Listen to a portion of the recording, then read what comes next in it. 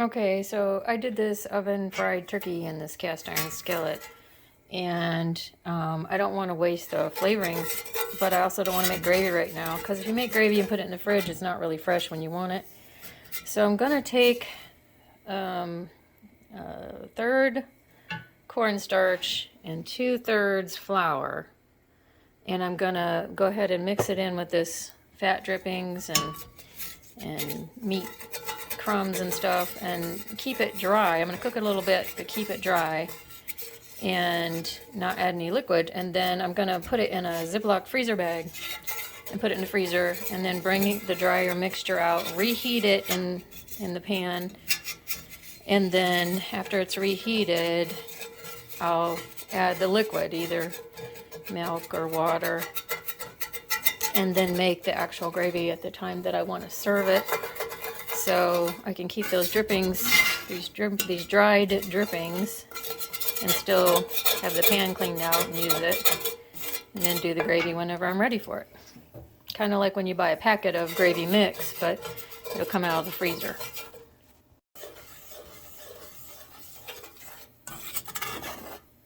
Just dumped it in a mixture of cornstarch and flour. I'm just going to stir it until it gets equal. It gets a little brown from cooking, and then I'll turn it off and put it in the freezer bag. So it's getting browner. I think I've been stirring it about 5 minutes. It's getting a little browner. I don't want to get the cast iron skillet too hot to where it's smoking, so you want to keep it medium. If it starts to seem like it's getting too hot, turn it off and keep stirring. Turn it back on. Cast iron holds that heat. It gets hot, really, really hot, and that's what's going to make the flour get a little toasted, brown, and I think that's where the rich flavor will come from, is the toasted flour combined with the turkey drippings from the oven turkey drippings. I think I've finally gotten the more golden brown color that we're all used to for turkey gravy. Some of this was really about the cast iron skillet getting pretty hot and making the flour cook a little. I've had to turn the fire off a couple times because it gets hot so quickly and it's dry, so you don't realize how hot it's getting. I can kind of feel the extra heat in my hand, just, from the spoon, touching the spoon, the metal part of the spoon here. And I can feel it really getting hot. And then you see the flour turning brown from the bottom. As when the fire is really hot, you'll see it's getting brown very quickly. And then so I've turned it down each time because I'm afraid to burn it. But I do know that the turkey itself, most turkey gravy, is not as dark as your beef gravy, so I don't want the flour to get too dark or too roasted. And I think because the meat itself, the turkey itself, is a gentler flavor than the beef, you need to balance the darkening of the flour with the hardiness of the meat. So beef you could do darker, you could roast harder because it's going to be a stronger flavor, but turkey, I wouldn't roast the flour too darkly, if that makes sense. Too brown. Okay, that's it. So just to compare, I got a packet of gravy mix, just a random flavor there. And I shook down the powder, and just to kind of compare powder that I've made to powder in a packet. Now, so it's less than an ounce here. I used 8 ounces of powder, and a third of it was cornstarch and a third was just all-purpose flour to absorb the fat drippings from the oven-fried turkey. And I didn't add any seasonings. The seasonings will be added when I reconstitute the dry mixture and ready to have the gravy, to serve the gravy. But it looks to me like, we'll be able to make, because this here, the packets, when you make the packets of gravy, you add a cup of water to less than an ounce of the dry mix, and then it makes 4 servings. So the dry mix is, it looks like with 4 servings, the dry mix is 8 teaspoons. So you figure, and that makes, 4 servings. It's a cup of water. So, a cup of gravy maybe. So 1/4 of a cup of gravy is a serving. So yeah, so we could probably make several servings from this amount of powder. Figure 8, if you're making, 8 times 4, 32 servings perhaps, if you use all of it, because I used a whole cup of. So this might make 32 servings of gravy, adding something around 4 to 5 cups of water. That's something you can just feel out as you're cooking it. It could be even close to 8 cups of water, because we actually have the fat drippings and a good combo of cornstarch in that. So you just add the water slowly as it thickens. If you want to do it all at once, add a little bit of water at a time, cook it till it thickens. And if you need to add more water because it's really, really thick, or broth or milk or whatever you're using, then just keep adding slowly. And when it's to the thickness and flavor that you like, add your seasonings a little bit towards the end once it's thickened to the amount that you want, and then add your seasonings, flavorings. If you want to add salt and pepper generally, or garlic salt or something along those lines to enhance that turkey base, that's a thing to do closer to the end. And there you have it.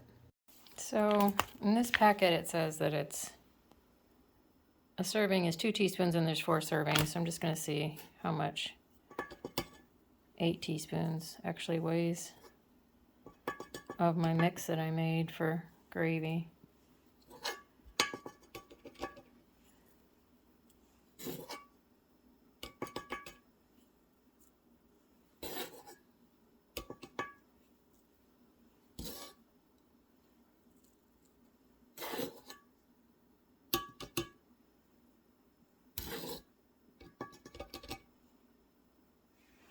So 8 teaspoons is not quite as much as they got 7, what is that, 8/10, almost 9/10 of an ounce. So I'm just going to go till I get the ounces of what a packet is. So there we go. That's about the same, a little bit. And then they add a cup of water. I'm going to see if it works for mine with a cup of water. Okay, so my powder mix that I was going to freeze is cooled off, and I put 9/10 of an ounce in this little pot of the dry powder mix from the turkey drippings. And I'm just going to add a cup of cold water like they do for those gravy packet mixes to see if it works. And I'm going to stir it up and heat it, and then add seasonings. So I added cold water, just stirring. Cup of cold water to a little bit less than an ounce of the powder. Turn the fire on. Start heating it up as I'm stirring it.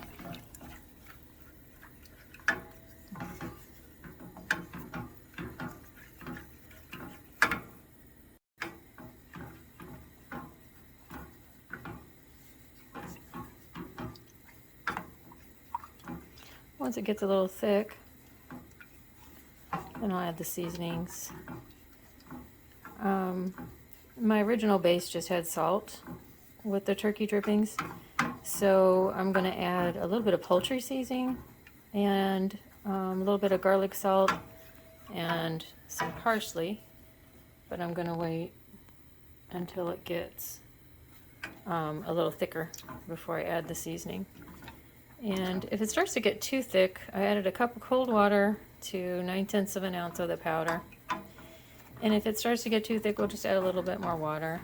You could also add turkey broth or vegetable broth, or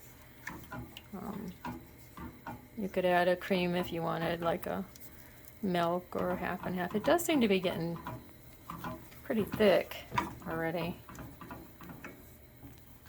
So I have only had this cooking for just about a minute and a half, and it's definitely getting thick.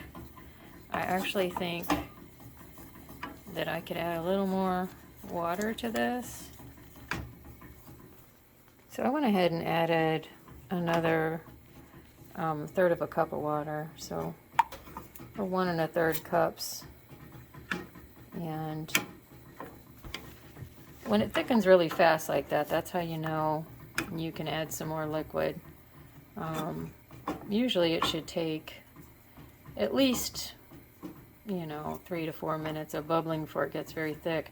But that one got thick very, very quickly, which indicates that it needed more liquid. The base was good and hearty, so even though it was the same measure as a packet, definitely could use a little more water. And here you're just going to wait till it bubbles. You want to make sure that you get like a little bit of that boiling on the edge there, at least around the edges, maybe a little bit more. Let it boil up a little so that your flour is good and cooked. You don't have any floury taste or cornstarchy taste in the gravy. All your flavors will blend in. And then once it gets fully thickened and the flavors are all blended, then you add your seasonings just to taste, whatever you think. Again, this has already got salt in the base. It was actually pink salt that I used in the turkey. So you're going to have some salt in there already. You may want to taste it before you add your garlic salt or any other seasonings, because it's going to just be about what you want from here on out. Again, I think a little poultry seasoning might be the way to go, just simply because our palates are used to having poultry seasoning in the base of the turkey broth anyway, so that's probably what we're all more familiar with as a good hearty turkey gravy, is some poultry seasoning. So now it's boiling up pretty good. I'm going to turn that off and let it cool just a wee bit and then add my seasonings. I think the thickness will be fine. If it comes to where when it cools it's not to your desired thickness, you can always add a little bit more mix, but you won't add it straight into the hot. You'll actually put another teaspoon or so mix in your measure cup, add a wee bit of water and dump it in that way. Not very much water, just enough to moisten it so there's no lumps, and then add it slowly to your hot mix, and you won't get any lumps, and it'll still thicken it up more as it blends in together. But this one looks like I think the consistency is going to be just fine once it cools to the little bit less than boiling.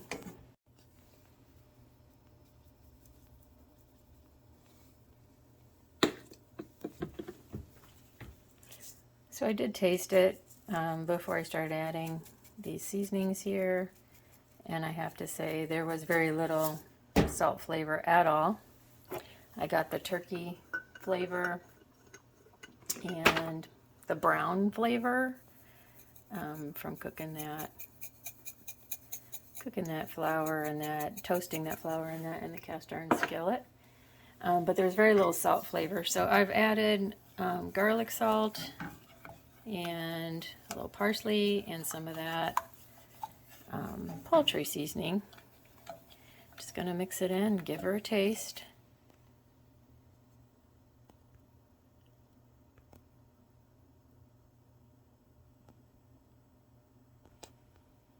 I decided to add a little onion powder as well. I'm not measuring any of my spices, I'm just sprinkling them in, showing you a little picture.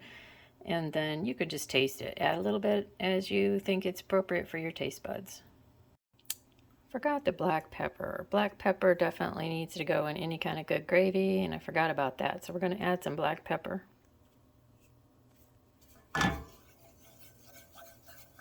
Overall, I'm happy with the consistency and the ease that it was. I mean, I've got a significant amount of gravy here. Definitely 4 servings, if not 6. And, you know, just starting with a little bit of powder and cold water. That's all I had to do. Keeping that powder in the freezer, and then adding seasonings that you find appropriate. I think this would be easily done from the cast iron skillet for pretty much any meat drippings that you have. If you've got beef, I like to do a chuck roast in the cast iron. I usually add fresh garlic cloves to it and a little bit of olive oil and just roast it. Some salt. And then after it's done roasting, there's always drippings from that.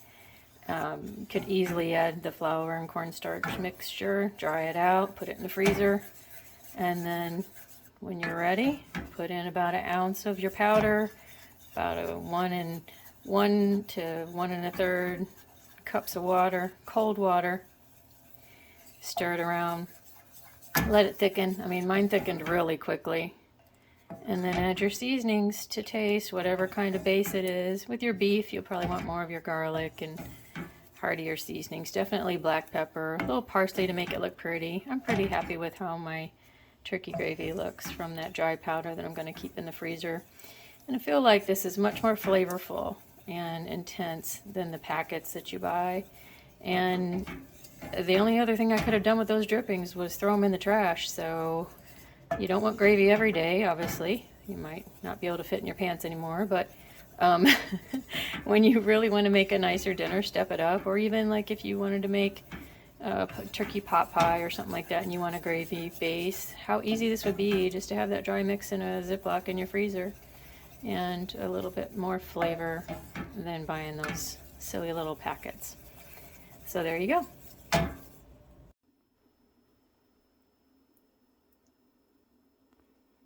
Bon appetit.